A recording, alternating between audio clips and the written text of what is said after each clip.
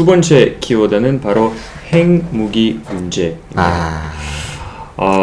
이제 핵무기가 우리가 많은 대화의 걸림돌이 되기도 하고 또는 거의 해결할 수 없을 정도의 문제가 되어버리기도 하죠. 미국에서 모든 대화가 시작하자마자 바로 그 핵무기라는 키워드에 대해 거의 다 깨지는 그런 상황에서 우리가 살고 있고요. 그러면 기본적으로 북한은 핵무기를 포기할 수 있다, 없다 이 둘 중에 고르자면 어떻게 생각하세요? 저는 당연히 포기를 하지 못한다라고 생각합니다. 저는 포기를 한다라고 생각해요. 네. 자, 그러면 차례대로 왜 포기할 수 있다고 생각하세요? 저는 개인적으로 북한이 지금까지 핵무기 개발을 쭉 해온 이유가 사실 주변국의 위협이나 아니면 뭐 전쟁 발발이 아니라고 생각해요.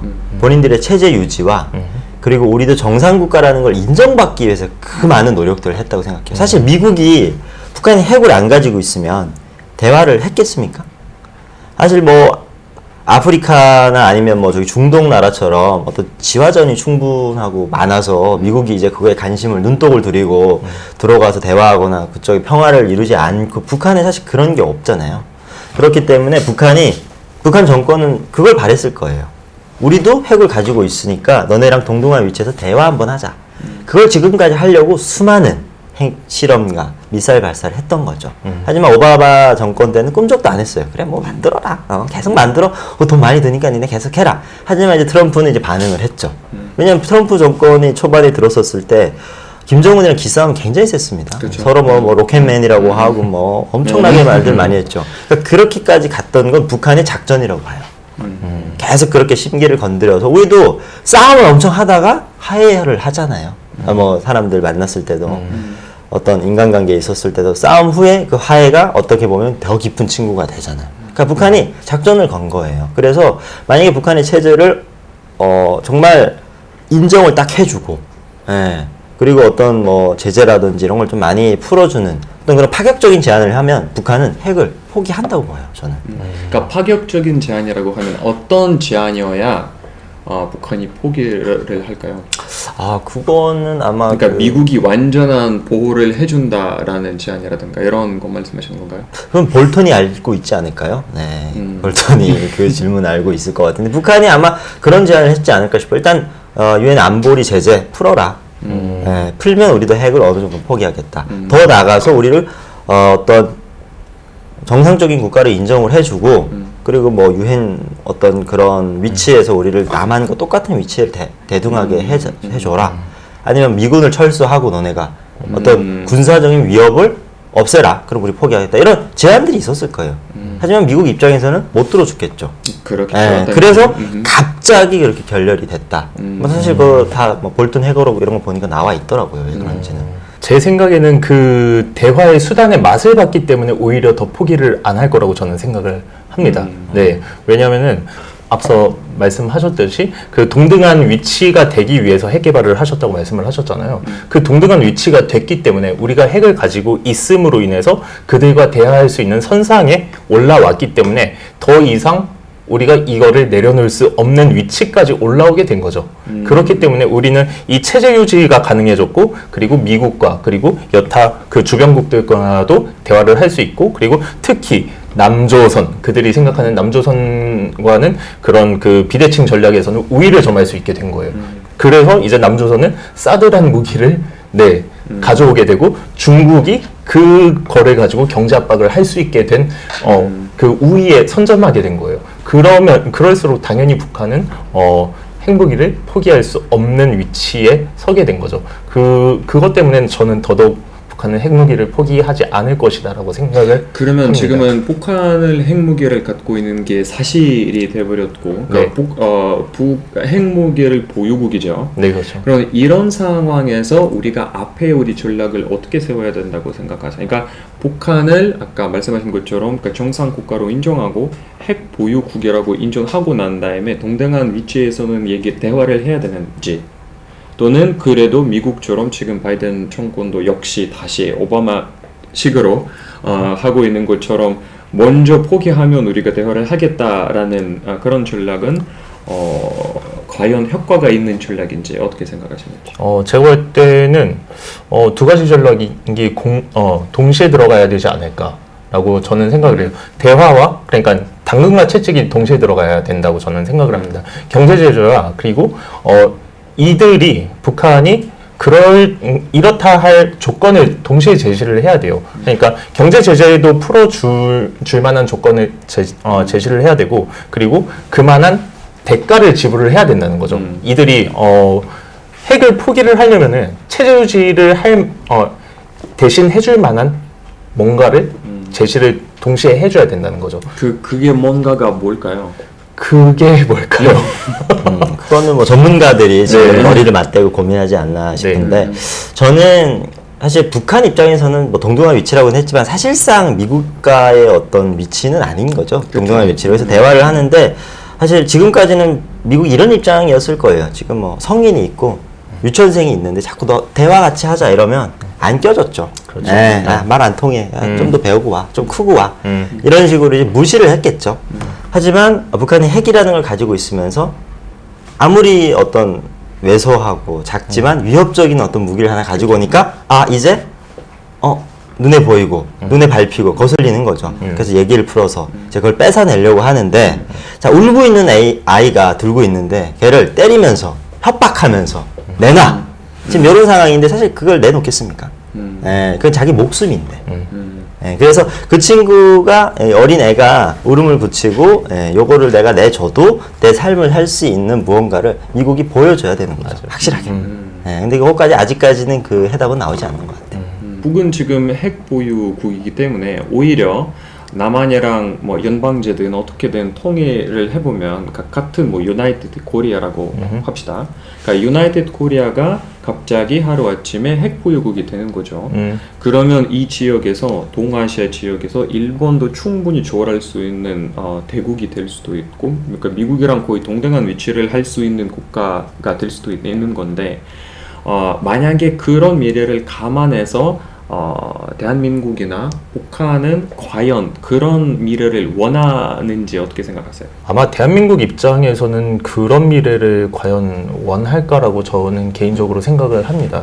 아마 원하지 않지 않을까라고 생각을 합니다. 왜냐면은 지금 어느 정도 대한민국은 경제 수준이 올라와 있는 국가인데 만약에 그런 연방제 통일이 되고 핵을 물론 이제 이건 가설이겠지만 연방제 통일로 인해서 핵을 보유를 한다. 그러면 그런 유행 국가들에서 경제 제재를 안 하고 가만히 둘 이유가 없다고 생각을 저는 하기 때문에 그러면은 경제 제재가 우리 대한민국으로 들어오는 순간 지금 천연 자원도 없는 이 대한민국에서 과연 뭘로 먹고 살 수 있을까? 그럼 대한민국이 친다. 네. 이런 상황에서.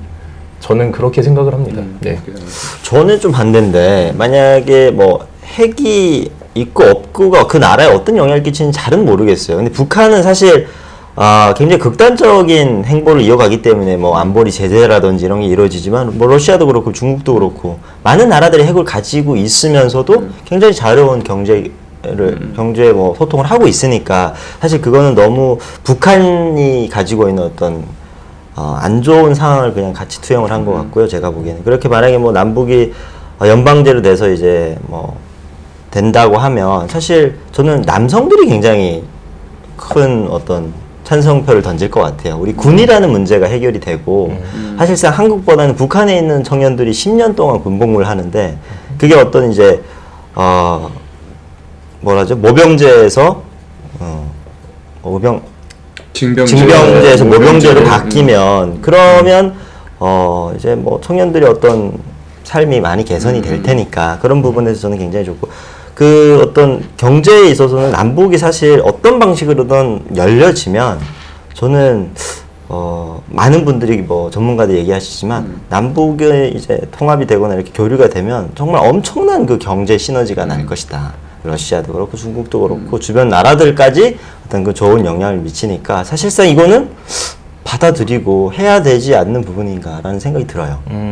왜냐면 대한민국 자체가 지금 경제적으로 몸집이 물론 이제 땅 자체는 영토 자체는 굉장히 작은 나라지만 경제적으로 몸집이 굉장히 큰 나라예요. 그렇죠. 근데 이 나라가 지금 뭐 천연자원으로 돈을 버는 나라가 아니라 수출 의존국이거든요. 그러니까 그 제품을 생산하는 나라예요.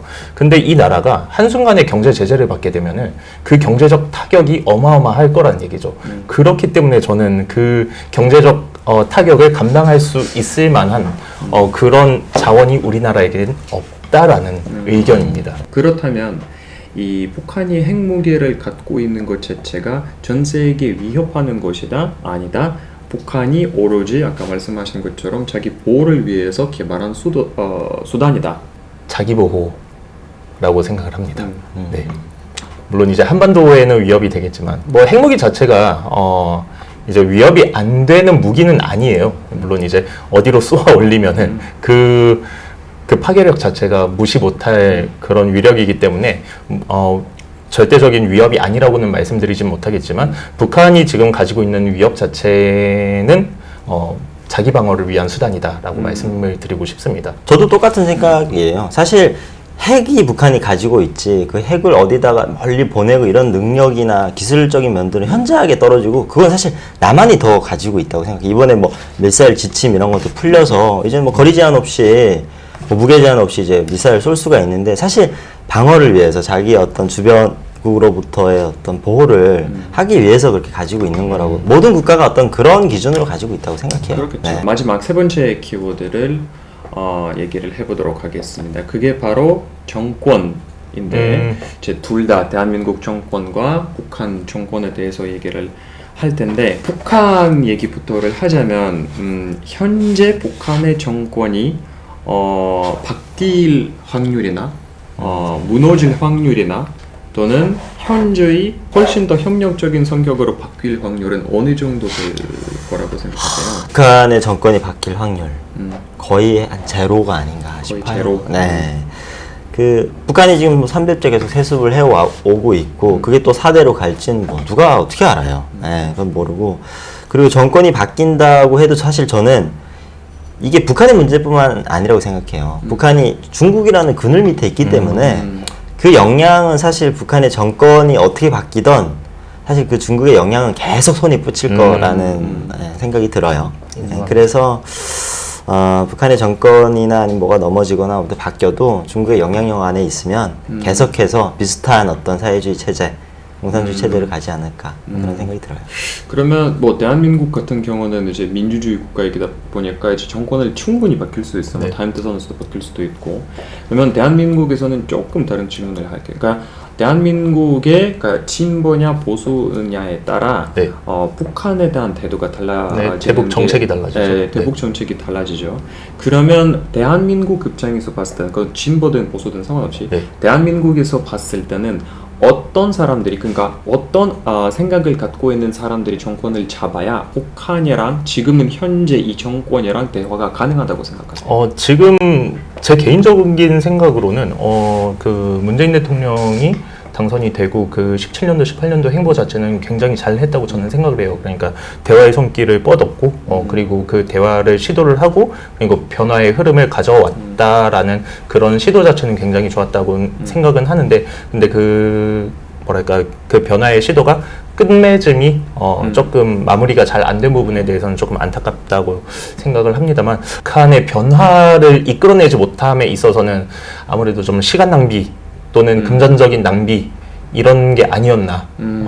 또 어떻게 보면은 또 이런 반대 입장 또 보수 진영에서 생각을 해보자면은 차라리 이런 돈 안 들이고 그런 옥죄는 그런 정책을 또 가져갔으면은 차라리 이 정권 그러니까 북한 정권이 무너지는데 더 빨리 무너지는데 일조를 할 수 있다라는 그런 측면도 오히려 네, 이번 정권을 보면서 또다시 생각해 볼 만한 네, 측면인 거죠. 아까 문재인 대통령이 17년과 18년 행보에 보니까 뭐 상당히 많은 일을 잘한 거 맞다는데 이제 끝맺음이 약간 깔끔하지 못했다라는 네. 말씀을 하셨는데 그 끝맺음이 깔끔하지 못했던 이유가 남한 때문에 그런가요? 북한 때문에 그렇다고 생각하세요? 북한 전적으로 북한에 달려 있다고 저는 생각합니다. 전적으로요? 네, 전적으로. 이에 대해서는 혹시? 요즘 많은 사람들이 안 되기를 원하는 게 북한의 어떤 그런 현저하게 낮은 경제력 때문에 우리가 다 보살펴줘야 되고 엄청난 투자를 해야 되는데 만약에 이렇게 조여서 정말 무너진다고 생각해봐요. 그럼 그 혼란은 어떻게 처리할 거예요? 사실 보수 진영에서도 그거는 좀 고려를 해봐야 되는 상황이 아닌가. 그렇게 조이고 해서 정말 무너져. 그래서 이 혼란을 어떻게 대비할 거냐고. 네, 그게 정말 우리가 원치 않는 통일이 될 수도 있는 부분이잖아요. 그래서 저는 보수 진영에서 펼치는 그런 대북 정책들 사실 뭐 쪼여서 북한을 이제 붕괴하고 나서 이런 뭐 급진적인 이런 통합을 원한다 이거보다는 그냥 관심이 없어 보여요. 그러니까 너 살 대로 살아. 우리는 우리가 살게. 사실 그게 대화의 손길을 내밀어야 그게 뭔가 뭐 그러니까 이제 뭐 조금이라도 이렇게 바뀌는 모양새가 있지만 사실 그런 식으로 쫀다라고는 하지만 그냥 무관심으로 그냥 냅두는 거잖아요. 한 나라가 도움 없이 무너진다. 그러니까 누구의 뭐 옆에 어떤 도움 없이 계속 살아가면서 그게 무너진다. 사실 그거는 좀 불가능할 것 같아요. 뭐 한 집도 아니고 한 국가인데. 그러니까 사실 뭐 보수 진영에서 펼치는 그런 정책들은 사실상 북한을 그냥 그러니까 이제 무관심의 대상으로 보는 게 아닌가. 좀 그런 생각이 좀 들어요. 뭐 무관심이라기보다는 제 의견은 좀 다른데 보수의 진영이 나쁘다는 게 아니에요. 그러니까 대남 정책을 달리하라는 거죠. 위협을 제거하면은 우리도 완화를 시키겠다라는 정책인 거니까 이거는. 그러니까 대남 적대시하는 너희의 정책을 완화를 해라. 그러면은 우리가 죄는 숨통을 풀겠다. 이 정책인 거니까 이게 나쁘다는 정책은 아닌 그러니까 거죠. 나쁘다는 정책이 아니라 네. 이제 여기는 차이가 북한이 먼저 뭔가를 하냐 그 다음에 우리가 대응하는 건지 네, 그렇죠. 아니면 우리가 먼저 다가가서 북한에 그거는 대응하는 건지 그거 차이인 것 같은데 네, 그렇죠. 우리가 지금 거의 정쟁 이후에 70년 정도의 시간이 많이 흘렀는데 이 70년이라는 기간 안에 이제 통일은커녕 심지어 종전선언을 못했던 제일 큰 이유가 뭐라고 생각하시는지 알 수 있을까요? 본인들의 이해관계가 너무 많이 얽히고 설켜 있어요. 예, 북한이 원하는 어떤 이해관계 그리고 또 한국 그리고 미국 이것들이 너무 많이 설켜 있어서 일리아랑 나만의 문제가 아닌 거예요. 이 둘 문제 안에 너무 많은 사람들이 껴 있으니까 이걸 풀기 전에 이 사람이랑도 풀어야 되고 저 사람이랑도 풀어야 되고 그걸 푸는 과정이라고 저는 생각해요. 70년 동안 아무것도 안 했다라는 게 아니라 조금씩은 그래도 다 풀고 있어요. 그 실타래를. 그래서 러시아랑도 조금은 관계를 개선해서 나아지고 중국과도 관계를 개선해서 나아지고 사실 이런 것들이 어떻게 보면 풀어나가는 과정인데 아직까지는 확연하게 드러나는 거는 없죠. 끊임없는 이념의 차이이지 않을까. 끊임없는 이념의 차이. 그러니까 앞서 말씀하셨듯이 우리 둘만의 문제가 아니라 남한과 미국 그리고 북한과 미국, 남한과 중국, 북한과 중국의 문제 그리고 또 일본, 러시아 이런 많은 국가들이 또 연루가 되어 있고 저는 개인적으로 생각을 하는 게 북한의 끊임없는 도발도 한 몫을 했다고 저는 생각을 해요. 네, 그렇죠. 네 그런 문제들이 있기 때문에 잠잠하다 싶으면은 또 가끔씩 터지는 그런 도발 문제들. 네, 뭐 연평해전도 있었고 그리고 연평도 도발 그리고 천안함 문제 이런 것들이 또 안보적인 측면에서도 굉장히 많은 사건들이 있지 않았나. 반대로 이런 사건들이 일어나면 종전을 빨리 해야 되겠다라는 마음이 좀 들진 않을까요? 저는 사실 그게 네. 그러니까 반대로 놓고 봤을 때는 이런 어떤 군사적인 도발이나 이런 거 났을 때 우리 이제 더 이상 이런 아픔은 갖지 말자라고 해서 정말 빠르게 좀 이루어져야 되는 게 저는 종전선언이라고 생각을 해요. 그래서 북한이 어떤 의도로 그런 어떤 도발을 했는지는 모르겠지만 사실 우리가 이런 뼈아픈 경험을 통해서 빨리 이루어져야 되고 사실상 필요한 게 저는 그 부분이라고 생각해요. 군사적인 충돌만은 막지 말자. 네, 그거라고 생각이 들어요. 지금 미국과 중국 자체가 남중국해를 놓고도 굉장히 많은 분쟁을 하고 있고 그리고 주한미군이 한반도에 상주하고 있는 이유는 중국을 견제하기 위해서 그리고 대만에도 지금 남중국해 견제를 위해서 대만에도 상주를 하고 있잖아요. 주한미군이. 그래서 이런 문제 때문에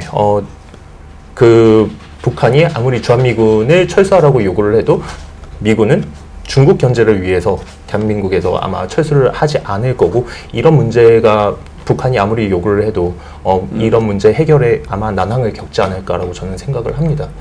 네. 사실 그런 상황을 놓고 봤을 때 약간 이념적으로 대립하는 상황을 놓고 봤을 땐 사실 북한이나 중국이 미국보다는 그래도 한 스텝 뒤를 빼고 있는 상황이라고 좀 보여져요. 왜냐하면 이미 미국은 한국에 주한미군을 배치를 해서 사실상 위협적인 부분이에요. 이거는 북한이나 중국 입장에서 봤을 때. 그래서 북한도 꾸준히 한미 군사 행동, 군사 그 훈련 중지해라, 나가라 이 얘기를 하고 있잖아요. 사실 그게 남북 간의 문제도 있지만 사실 아까 말씀하신 것처럼 중국이라는 어떤 큰 대륙이 껴있기 때문에 우리 그 한반도 문제가 더 풀리기가 어려운 상황인 거죠. 그래서 저는 사실 남북 문제도 중요하긴 하지만 중국이랑 이 미국의 어떤 경제 이 도발, 경제 어떤 그런 것들이 좀 빨리 해소가 좀 돼야 될 것 같아요. 자, 그러면 여기서 이제 끝나면 될 것 같고요. 아, 그래요? 네. 여태까지 되게 재밌고 진지한 토론을 펼쳐준 이 두 분께 다시 감사의 말씀을 드리고, 이 자리가 저는 사실 너무 필요한 것 같은 게 사실 남북 문제가 뭐 정치적으로나 아니면 높은 사람들만 얘기하는 게 아니라 사실 이렇게 어떤 시민들, 주민들도 앉아서 이렇게 얘기를 좀 해봐야 어떤 남북이 어떻게 돌아가고 있는지 또 이런 것들이 좀 밖으로 나오면서 사람들의 관심사가 되는 게 사실 참 또 중요한 부분 중에 하나라고 생각을 해요. 많이 봤으면 좋겠어요, 제발. 네, 많이 봐주시고요. 네. 여기서 마치도록 하겠습니다. 여러분 시청해 주셔서 감사합니다. 감사합니다.